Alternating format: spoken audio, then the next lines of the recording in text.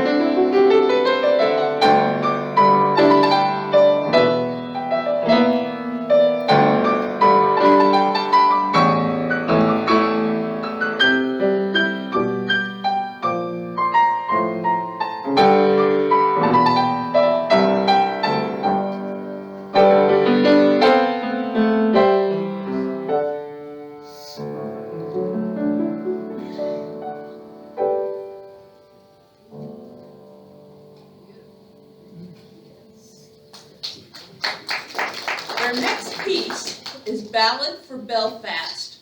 Northern Ireland contains evidence from every era of Ireland's rich history, mingled with magnificently varied coastal and lakeland scenery.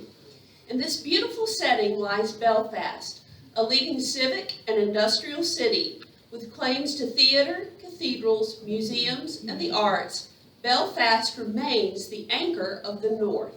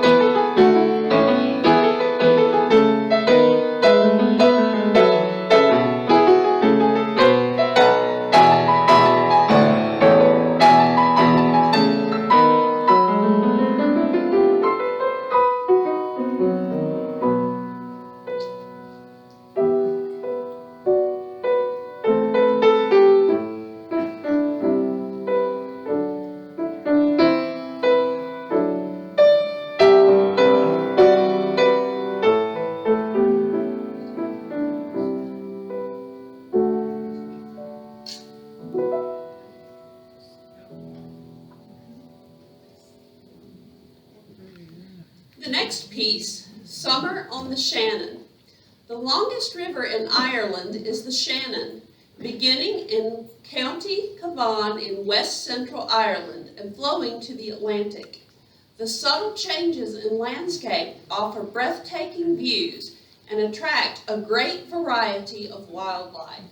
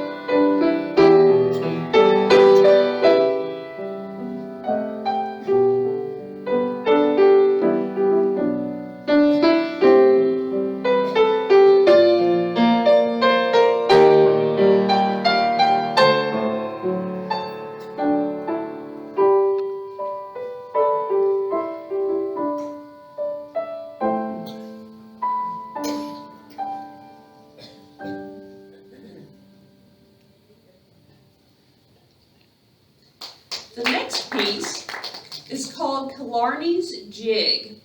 Lakes and heather-covered hills surround Killarney. Located in County Kerry in southwest Ireland, the area boasts dramatic scenery and lush vegetation within the cheerful atmosphere of this quaint Irish town.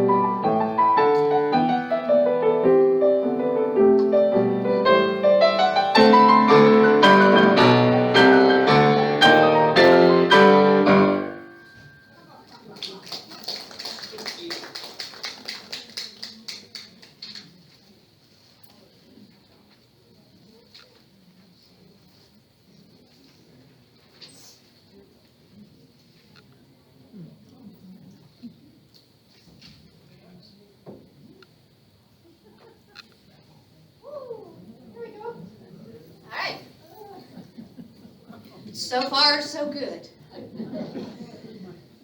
The Last Rose of Summer is a poem by the Irish poet Thomas Moore, who lived between 1779 and 1852. Not only a poet, but a writer, lyricist, songwriter, Moore was celebrated for his Irish melodies. Their setting of English language verse to old Irish tunes marked the transition in popular Irish culture from Irish to English. He wrote the tune in 1805, and he is said to have been inspired by a rose specimen known as Old Blush. The poem is set to a traditional tune called Isling an Ophir, or The Young Man's Dream, which was transcribed by Edward Bunting in 1792, based on a performance by a harper, Dennis Himpson, at the Belfast Harp Festival. The original piano accompaniment was written by John Andrew Stevenson. Composers like Beethoven, Mendelssohn, and Flotow all arranged versions of Moore's popular poem. In Japan, the melody is widely known as the song Niwa no Chigusa, meaning the plants in the garden. The poem was adapted by Tadashi Satomi and published as part of primary school songbooks in 1884 by the Japanese Education Ministry, proving once again that music is indeed the international language. And hang on one second.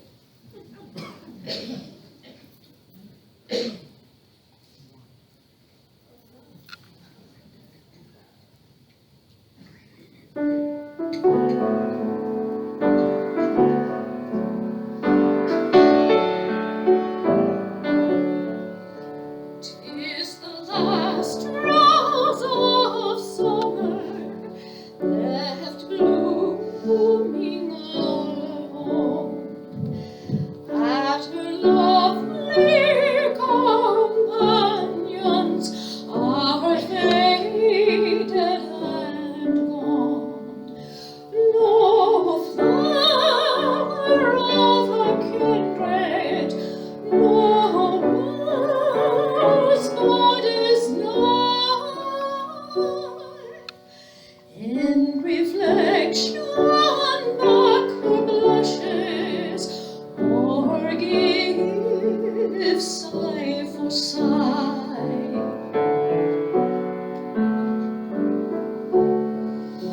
So leave thee the lone one to pine on a stem, since the lovely are sleeping. Go to sleep thou with them. Thus kindly I scatter thy leaves o'er the bed, where thy mates of the garden lie scentless and dead.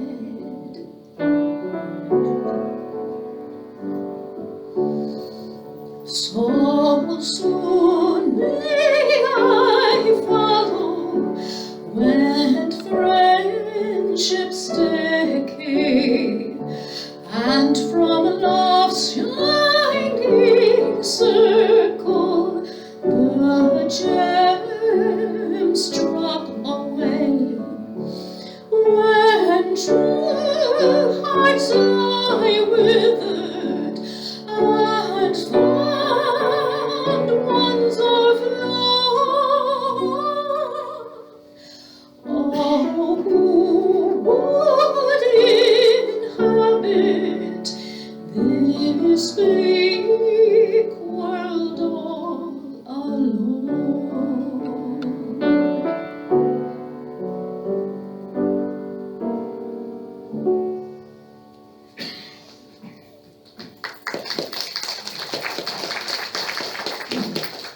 I'm going to let that play out, and hopefully it's going to coincide with this next. The next song is Believe Me, If All Those Endearing Young Charms. It's another song written by Moore, setting new lyrics to a traditional Irish air that can be traced back to the 18th century. In traditional Irish music, air refers to any instrumental tune other than a dance tune. Moore published the song in 1808, naming the air as My Lodging is on the Cold Ground, from lyrics of British origin, with which it was widely associated at the time. The new lyrics were presented in an album of selected Irish melodies arranged by John Andrew Stevenson with characteristic words provided by Moore. Moore's lyrics express a reassurance that love endures through time and misfortune. It has therefore anecdotally been suggested that the underlying sentiments were directed toward his wife, who is said to have been stricken, unfortunately, with smallpox.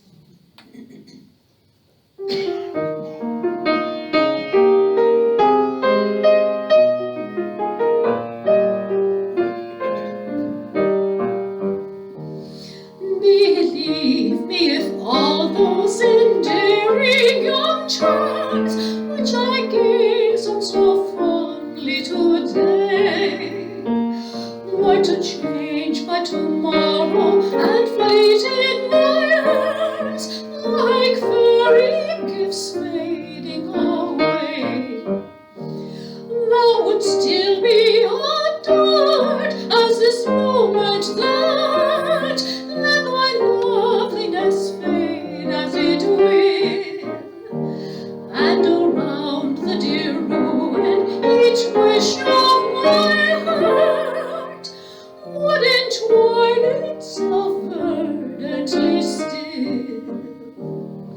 It is not but while beauty and youth are thy own, and thy cheeks unprofaned by a tear, that the fervour and faith of a soul can be known, to which time will not make thee more dear. No, the heart that has truly loved never forgets, but has truly loved on to the close, as a sunflower turns on her god when he sets, the same look which she turned when he rose.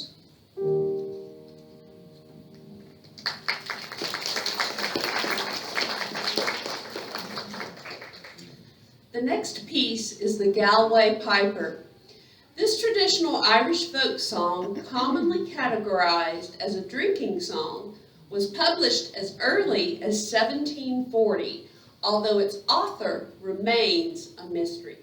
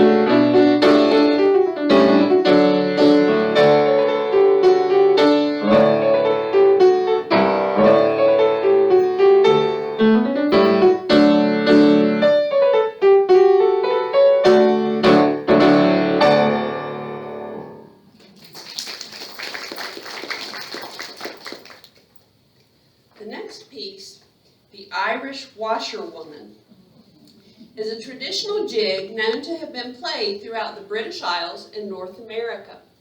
Although it is considered an Irish tune, some scholars claim that it is English in origin. The jig was first incorporated as the first movement of the Irish Suite, a collection of traditional Irish tunes arranged for orchestra by American composer Leroy Anderson in 1946.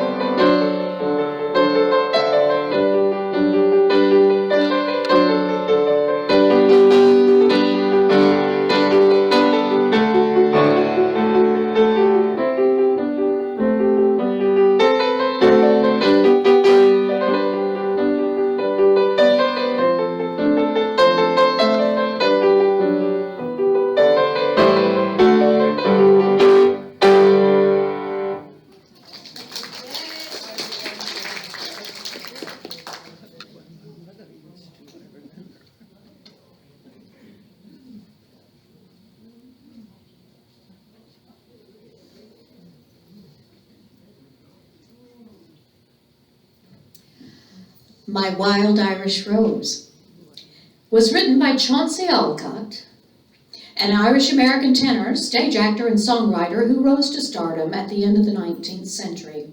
The song was written for the musical A Romance of Athlone, which premiered in January 9th, 1899. And it was first recorded and released by a Mr. A.C. Campbell, whose photo you will see in a bit, if you haven't already. Alcott was a prolific songwriter who captured the mood of his Irish-American audience by combining melodic and rhythmic phrases from traditional Irish music with melancholy sentiment. After his death, his wife Rita published a biography of Alcott entitled A Song in His Heart, which was the inspiration for the 1947 film My Wild Irish Rose, which contained his original composition. Alcott died in Monte Carlo on March 17th, St. Patrick's Day. His funeral at St. Patrick's Cathedral in New York was attended by over 3,000 people.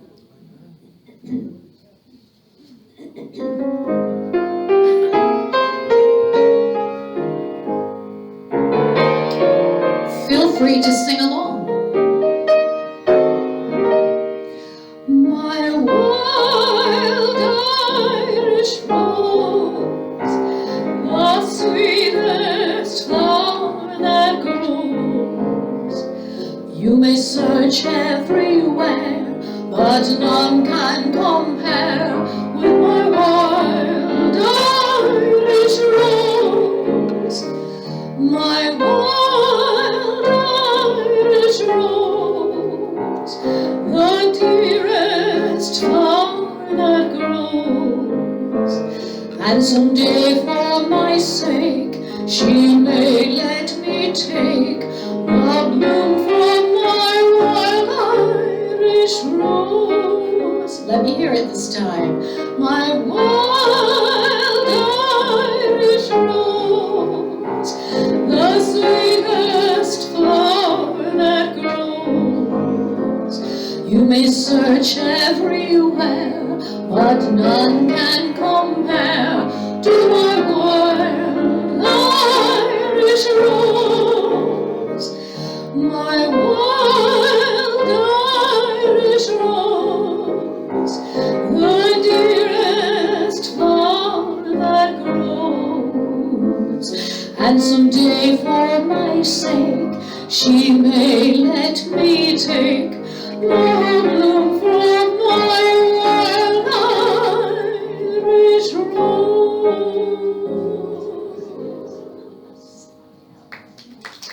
Thank you.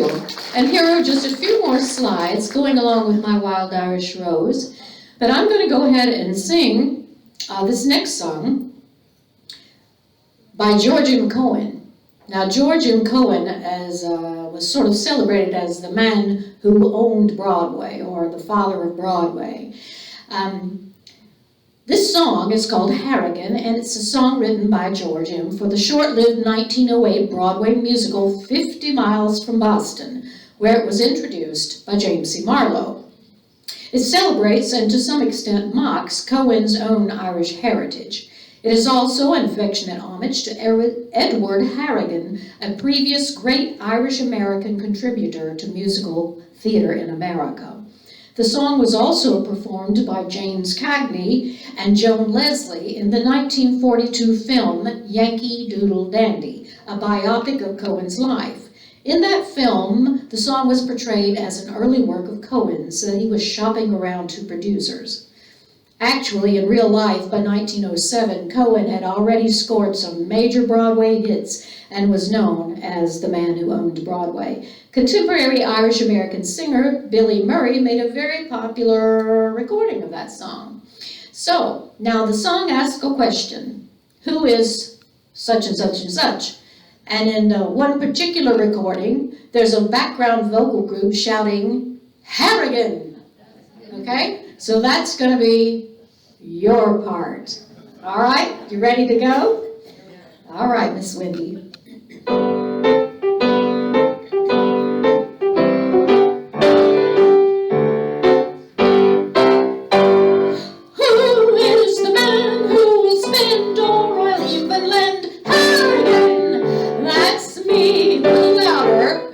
Who is your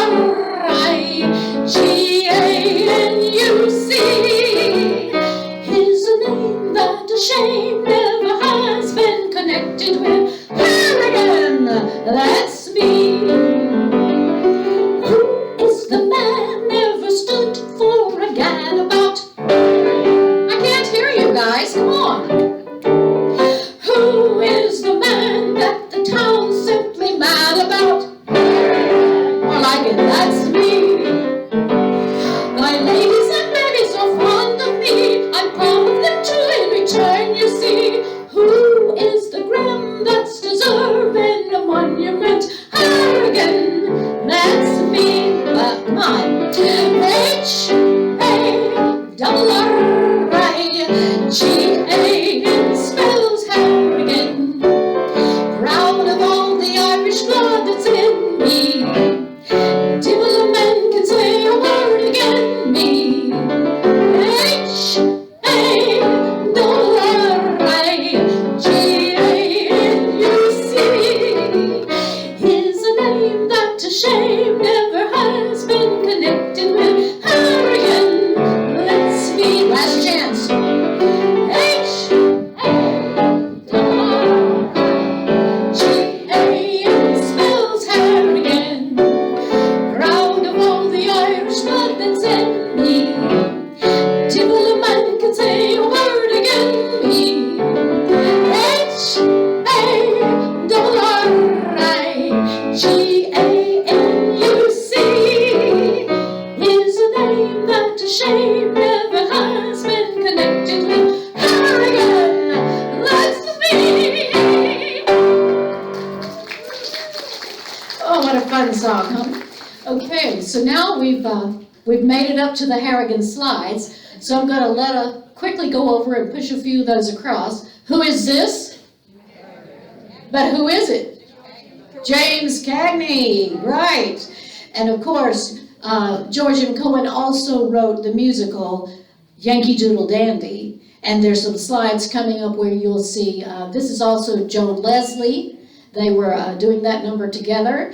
And in Yankee Doodle Dandy, you'll see James come up on the screen in those tunes in just a second. So I'm going to pop over to my station, and if you'll give me just a second to flip through those.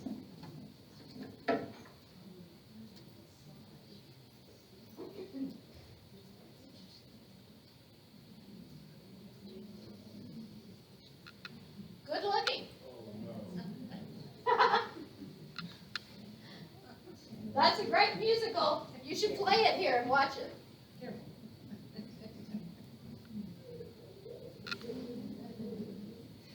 We've explored the countryside and the folk music of Ireland, and now I would like to share a hymn arrangement by Mary MacDonald that celebrates a lyric penned by Sanford Fillmore Bennett. In the sweet by and by, we shall meet on that beautiful shore.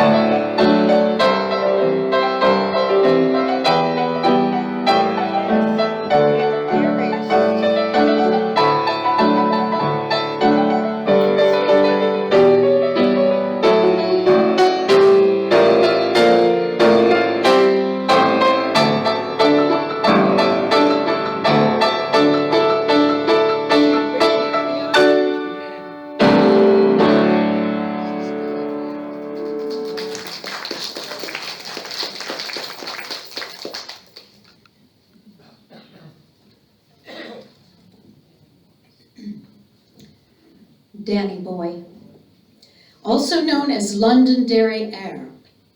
The origins of Danny Boy's lyrics lie in those surprising of places, namely an English lawyer. Frederick Weatherly was a famed lyricist and broadcaster who it is estimated wrote the lyrics to over 3,000 songs before his death. In 1910, in Bath, Somerset, Weatherly penned the lyrics of Danny Boy to a tune other than Londonderry Air. After his Irish-born sister-in-law Margaret Enright Weatherly, who was living in America at the time, sent him a copy of Londonderry Air, Weatherly modified the lyrics of Danny Boy to fit it. It is uncertain just how Margaret came into possession of the humble Irish tune.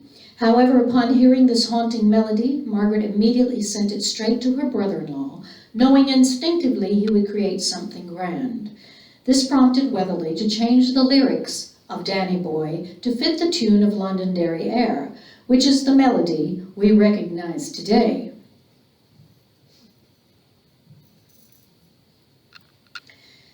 There have been multiple interpretations of the true meaning behind the song of Danny Boy, with lots of different histories dictating their results. One interpretation is that of a son being sent off to war and the parent lamenting this reality.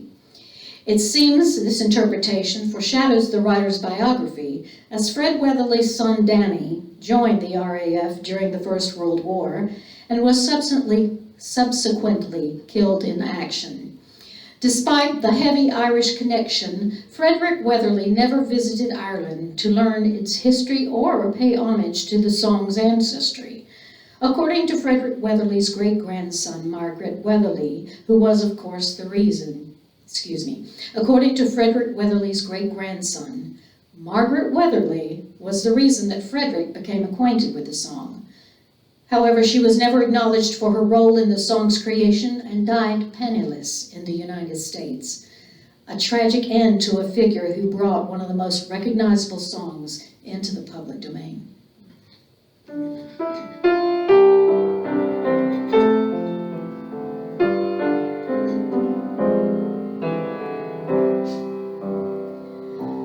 Oh, Danny boy, the pipes are calling from glen to glen and down the mountainside.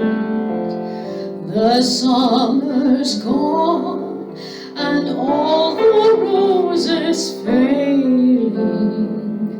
It's you, must go and I must bide.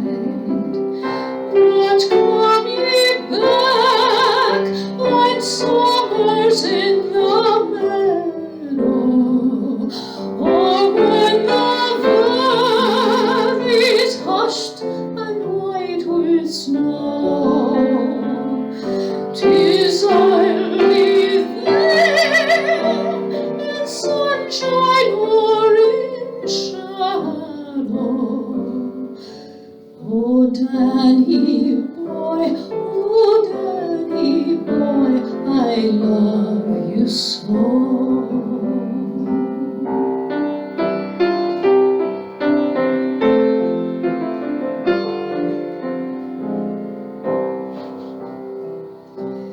But if ye come when all the flowers are dying, and I am dead, as dead I well may be, you'll come and find the place where I am lying, and kneel and say, an Ave there for me, and I shall hear the soft your tread above me, and all my dreams will warm and sweeter be. If you'll not fail to tell me that you love me, then I shall sleep in peace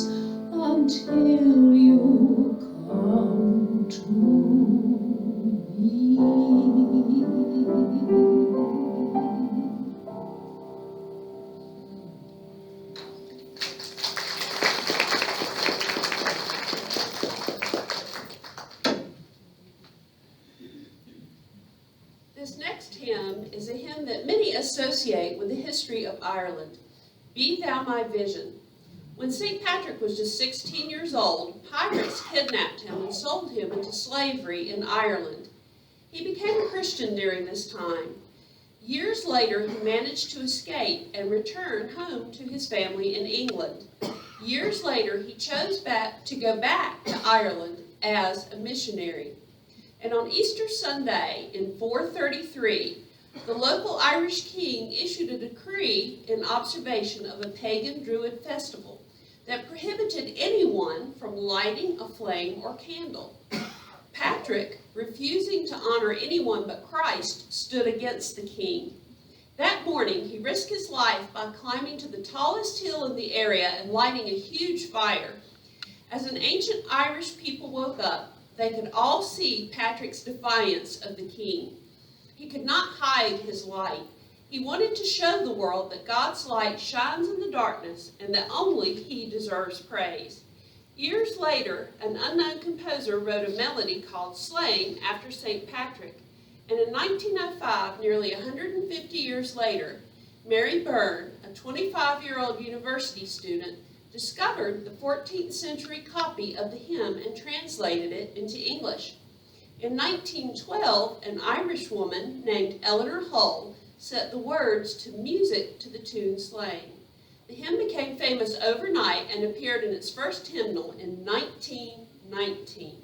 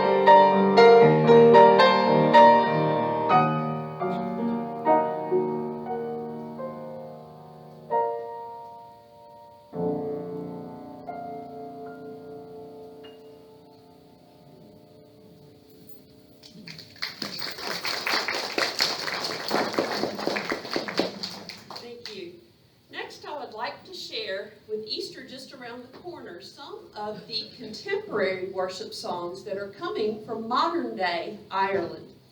The first hymn is called The Power of the Cross, and it was written by Christian singer and songwriter Keith Getty, and it paints the picture of Good Friday. And these are the words, or the lyrics. Oh, to see the dawn of the darkest day, Christ on the road to Calvary, tried by sinful men, torn and beaten, then nailed to a cross of wood. This, the power of the cross. Christ became sin for us, took the blame, bore the wrath. We stand forgiven at the cross.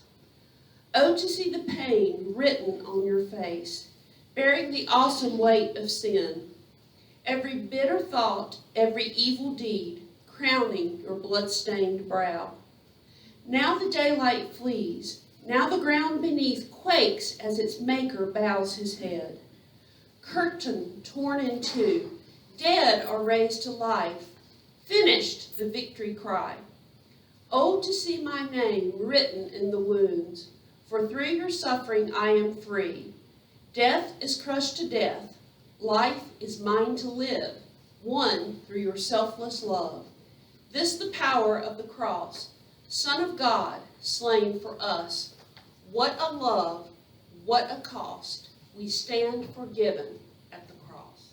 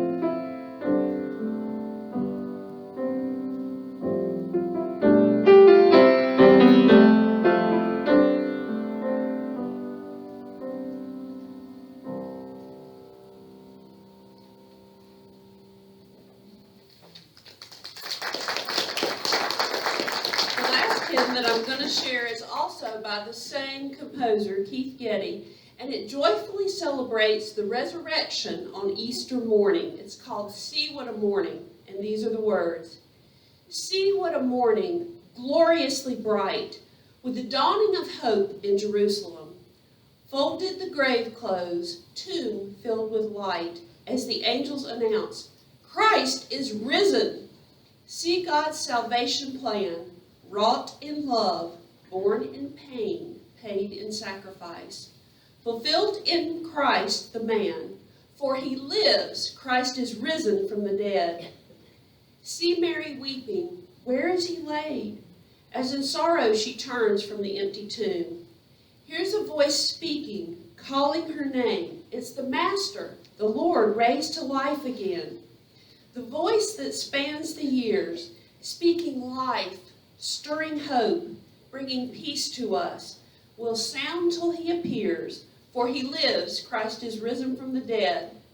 One with the Father, Ancient of Days, through the Spirit who clothes faith with certainty. Honor and blessing, glory and praise to the King, crowned with power and authority. And we are raised with him. Death is dead, love has won, Christ has conquered. And we shall reign with him, for he lives. Christ is risen from the dead.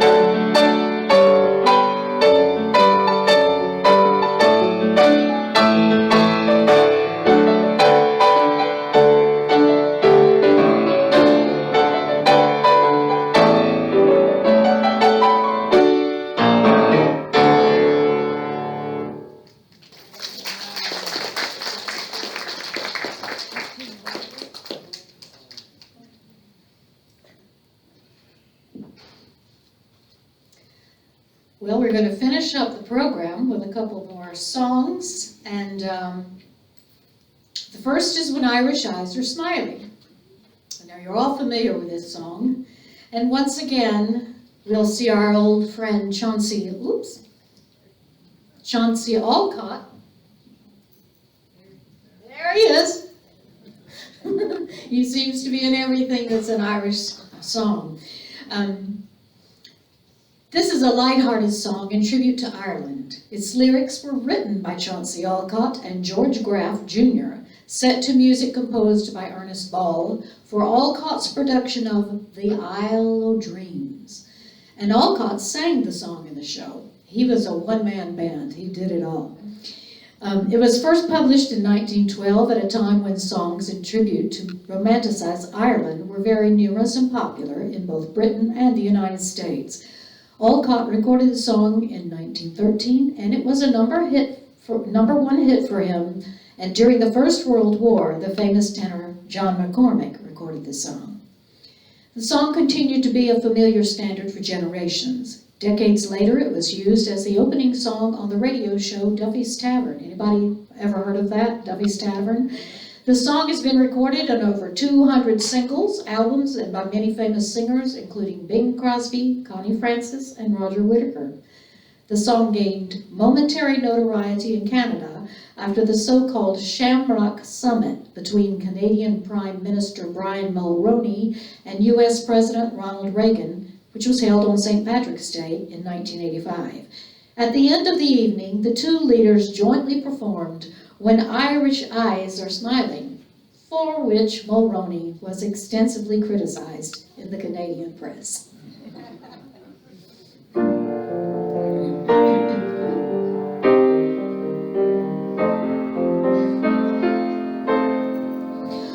When Irish eyes are smiling, sure 'tis like a morning spring.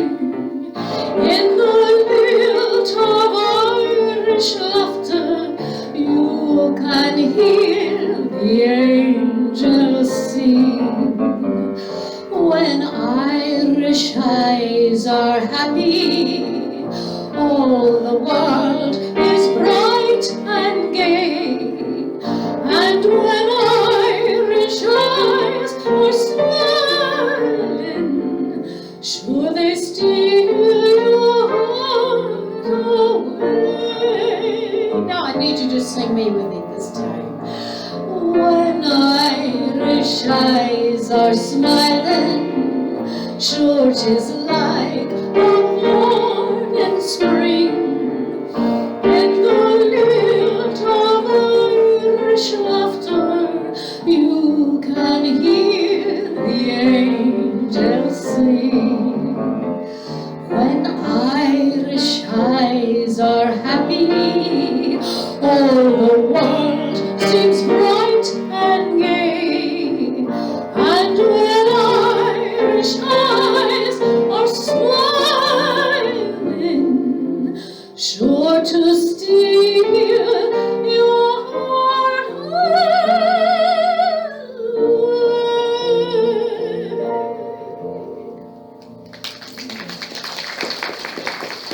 Oh, thank you so much. You guys are so sweet. Now, I'm going to back up just a couple of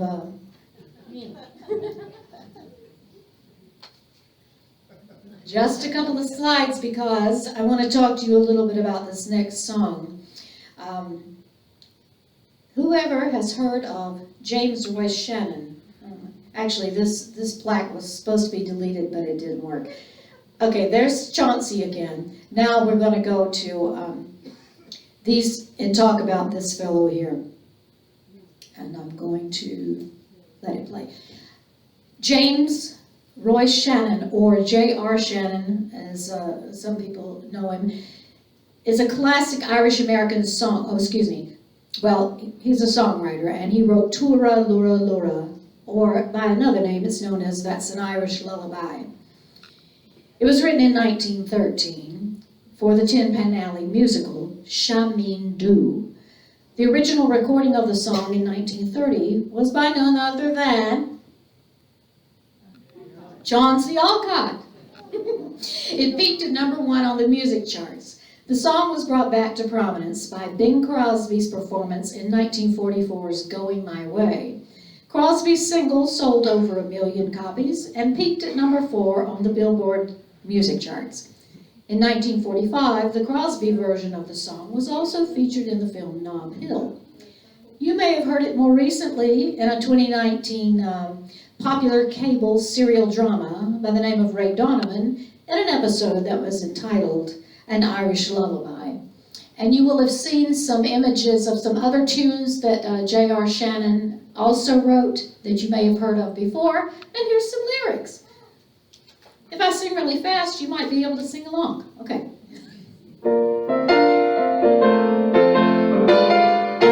Your best Irish accent. Over in Killarney, many years ago, me mother sang a song to me in tones so sweet and low.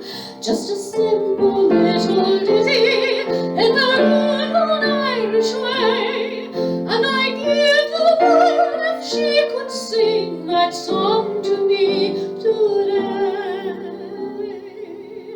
Tooraloo-raloo-ra, tooraloo-ra, tooraloo-ra-loo-ra, hush, now don't you cry. Tooraloo-ra-loo-ra, tooraloo-ra, tooraloo-ra-loo-ra, that's an Irish lullaby. Often dreams I wander to that cot again. I feel her arms a-hugging me as when she held me then.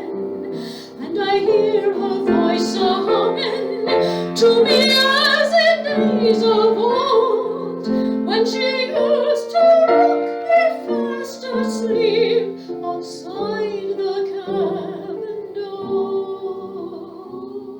Sing with me. Tooraloo-ra-loo-ra, tooraloo,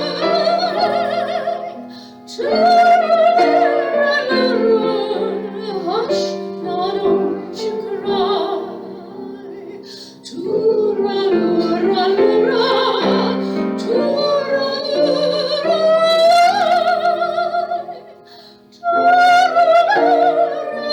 tooraloo-ra, that's an Irish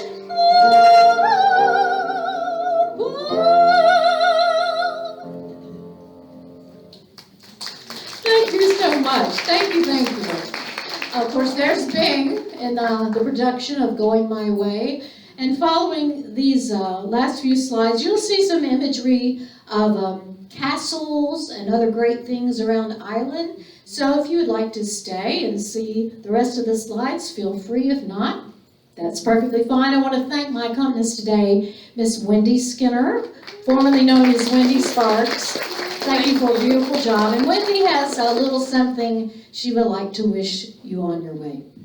We would like to thank you for being with us for our St. Patrick's Day tour of all things Ireland, and we leave you with this Irish blessing.